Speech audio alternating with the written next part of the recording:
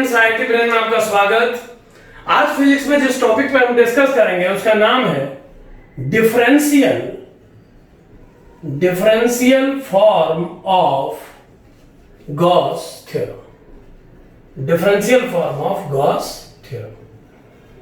सो अपनी एक video clip में हम पहले ही गॉस थ्योरम का जो वेरिफिकेशन है, जो उसका डेरिवेशन है, वो बता चुके हैं।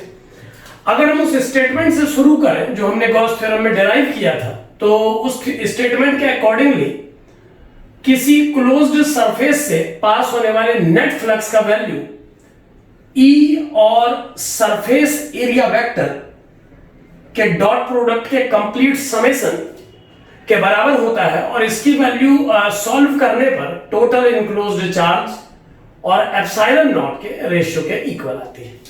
इस थ्योरम से एसोसिएटेड डायग्राम कुछ आप इस तरीके से समझ सकते हैं। जैसे मान लीजिए ये एक आर्बिट्रेरी सरफेस है जिससे आपने क्यू टोटल चार्ज को इनक्लोज किया है।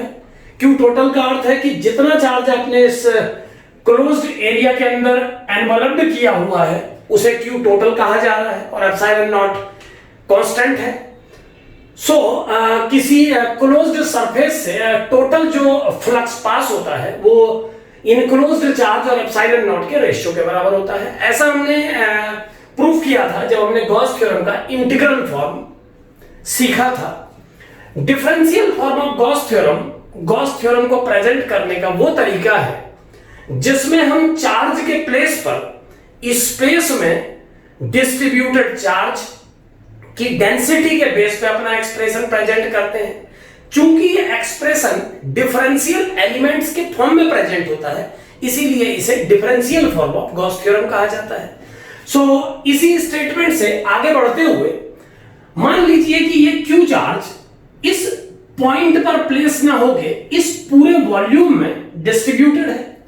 अब यहां दो बातें हो सकती हैं। अगर ये चार्ज क्यू इस पूरे वॉल्यूम, जिसे मैं V मान लेता हूं, अगर ये चार्ज क्यू इस पूरे वॉल्यूम V में डिस्ट्रीब्यूटेड है यूनिफॉर्मली, तो इस पूरे वॉल्यूम को V मानते हुए और इसमें प्रेजेंट चार्ज की चार्ज डेंसिटी को रो कंसीडर करते हुए मैं इस चार्ज Q को रो इनटू V से डिफाइन कर सकता हूं। और अगर ये चार्ज इस पूरे वॉल्यूम में नॉन यूनिफॉर्मली डिस्ट्रीब्यूटेड है, सो उस नॉन यूनिफॉर्म डिस्ट्रीब्यूशन के केस में मैं इसके कंप्लीट चार्ज के लिए एक एवरेज डेंसिटी डिफाइन कर सकता हूं और एवरेज डेंसिटी के बेस पर भी मैं Q equal to average density into volume term define कर सकता हूं। अगर मैं इस चेंज को, इस कंडीशन को कि पूरा चार्ज किसी एक पॉइंट पर एग्जिस्ट ना करके रो डेंसिटी या रो एवरेज डेंसिटी के फॉर्म में इस कंप्लीट वॉल्यूम में डिस्ट्रीब्यूटेड है जो इस सरफेस से इनक्लोज है, उस फॉर्म में इस इक्वेशन को प्रेजेंट करूं तो ये इक्वेशन बन जाएगी integration, closed integration of E dot ds equal to total enclosed charge, जिसे मैं कह सकता हूं rho average into volume divided by epsilon naught. या फिर अगर आपने इसको यूनिफॉर्मली डिस्ट्रीब्यूट किया है तो आप लिख सकते हैं रो v अपॉन एप्सिलॉन नॉट। जो भी केस बने आप इस तरीके से गॉस थ्योरम को प्रेजेंट कर सकते हैं डेंसिटी के फॉर्म में। अब अगर इस वॉल्यूम टर्म को मैं लेफ्ट में शिफ्ट करता हूं तो मुझे एक टर्म मिलता है जो कि इलेक्ट्रिक फील्ड के पूरे सरफेस के लिए फ्लक्स और वॉल्यूम के रेशियो के इक्वल है और इसका वैल्यू हम देख पा रहे हैं एवरेज डेंसिटी रो या रो और एप्सिलॉन नॉट के रेशियो के बराबर है। नाउ अब यहां पर ये प्रश्न उठता है कि जो लेफ्ट टर्म है उसका क्या मीनिंग है, या अगर हम इस फॉर्म को पढ़ने जा रहे हैं तो क्या कोई ऐसा डेजिग्नेशन है या कोई ऐसा टर्म है जिसके बेस पे हम इसे डिफाइन करें। तो यहां पर मेरा जवाब होगा यस। एक और ऑपरेटर अब मैं अपने इस डिस्कशन में जोड़ना चाहूंगा।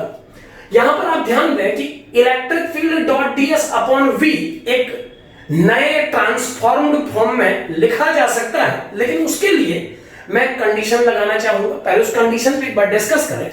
हमने इस कंप्लीट वॉल्यूम V में चार्ज को यूनिफॉर्मली या नॉन यूनिफॉर्मली जैसे भी डिस्ट्रीब्यूट किया और उसकी डेंसिटी या एवरेज डेंसिटी के बेस पर चार्ज को जस्टिफाई किया। अब एक कंसीडरेशन माइंड में लीजिए कि अगर यह पूरा चार्ज यानी इस पूरे कंप्लीट वॉल्यूम को मैं धीरे धीरे रिड्यूस करके एक पॉइंट तक कन्वर्ट कर दूं, यानी अगर मैं इस वॉल्यूम को लगातार रिड्यूस करता चला जाऊं और इतना रिड्यूस कर दूं कि ये वॉल्यूम एक पॉइंट बस रह जाए, तो उस कंडीशन में उस लिमिटिंग कंडीशन के साथ limit v tends to 0 include करते हुए मैं अपने इस एक्सप्रेशन को इस फॉर्म में प्रेजेंट कर पाऊंगा। सो उस लिमिटिंग कंडीशन के लिए मैं इस एक्सप्रेशन को ऐसे लिख पाऊंगा। और अब ये रो टर्म उस पर्टिकुलर, क्योंकि वॉल्यूम रिड्यूस होके कॉन्ट्रैक्ट होके पॉइंट तक पहुंच चुका है, तो अब मैं इस रो को उस पॉइंट पर चार्ज की डेंसिटी कंसीडर कर सकता हूं। सो मैंने रो एवरेज को रो से कन्वर्ट कर दिया है।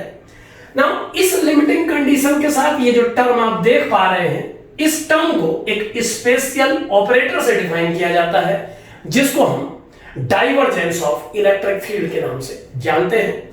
यानी ये जो लेफ्ट में टर्म है ये by definition divergence of electric field है, जबकि राइट में आने वाला term row upon epsilon not है जो कि इसके इक्वल है।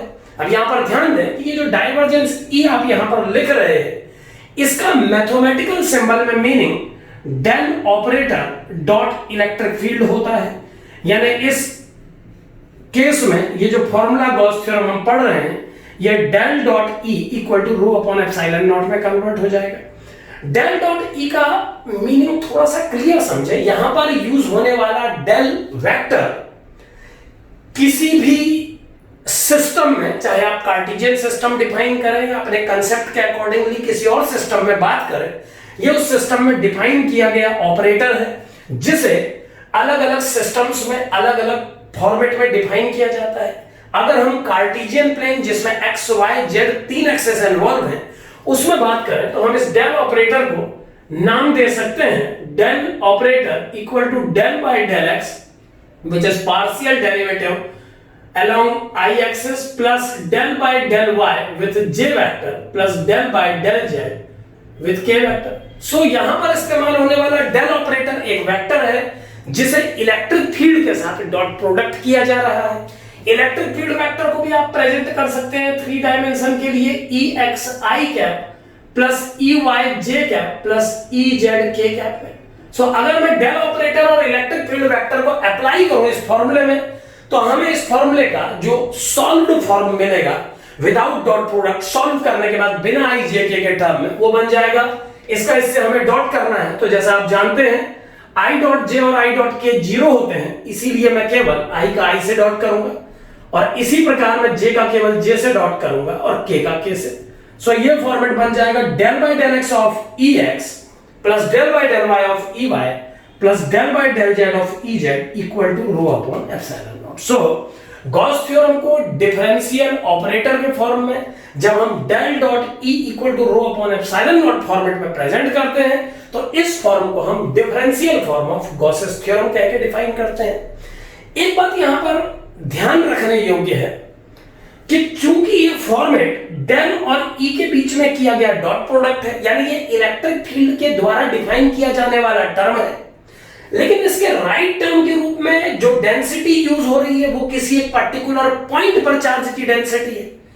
सो क्या खास बात इस ऑपरेटर से, इस फॉर्मेट से हमें पता लगती है, उसको समझें कि स्पेस में जिस जिस पोजीशन पर चार्ज अवेलेबल है, यानी कि जहां पर चार्ज की डेंसिटी की वैल्यू नॉन जीरो है, वहां पर तो इस डेल डॉट E का कोई आउटकम मिलेगा, लेकिन स्पेस में जहां जहां पर चार्ज अवेलेबल नहीं है उस पोजीशन पर डेल डॉट E का वैल्यू 0 आएगा, क्योंकि उस जगह पर रो का वैल्यू 0 होगा। सो स्पेस में किसी पोजीशन पर चार्ज की अवेलेबिलिटी का पता इस थ्योरम से लगाया जा सकता है। इस थ्योरम की हेल्प से अगर आप इस डेल डॉट E का वैल्यू कैलकुलेट करते हैं, तो उन्हीं पोजीशंस पर इसका आउटकम मिलेगा आपको जहां पर चार्ज प्रेजेंट होगा, और जिन जिन पोजीशंस पे चार्ज प्रेजेंट नहीं होगा वहां पर डेल डॉट E का वैल्यू 0 आएगा। सो ये बहुत इंटरेस्टिंग फॉर्मेट है गॉस लॉ का। इसको ऐसे समझे कि अगर किसी स्पेस में किसी पोजीशन पर चार्ज प्रेजेंट है और किसी दूसरी पोजीशन जहां पर चार्ज प्रेजेंट नहीं है, हम उस पॉइंट पर, माना हम इस पॉइंट पर कैलकुलेशन कर रहे हैं, इस पॉइंट को मैंने एक सर्कल के अंदर ले लिया है, इस पोजीशन पर चार्ज प्रेजेंट है, इस पोजीशन पर जो चार्ज प्रेजेंट है इसका इलेक्ट्रिक फील्ड ऑफ कोर्स इसके चारों तरफ हर जगह पे होगा, यानी इस पॉइंट पर भी होगा जिस पॉइंट पर हम कैलकुलेट करना चाहते हैं डेल डॉट E, बट ये डेल डॉट ई ऑपरेटर का वैल्यू इस पॉइंट पर जीरो आएगा। क्यों? क्योंकि इस पोजीशन पर चार्ज डेंसिटी का वैल्यू जीरो है। सो चार्ज की प्रेजेंस, चार्ज का होना किसी पोजीशन पर डिफाइन हो जाता है डेल डॉट ई से।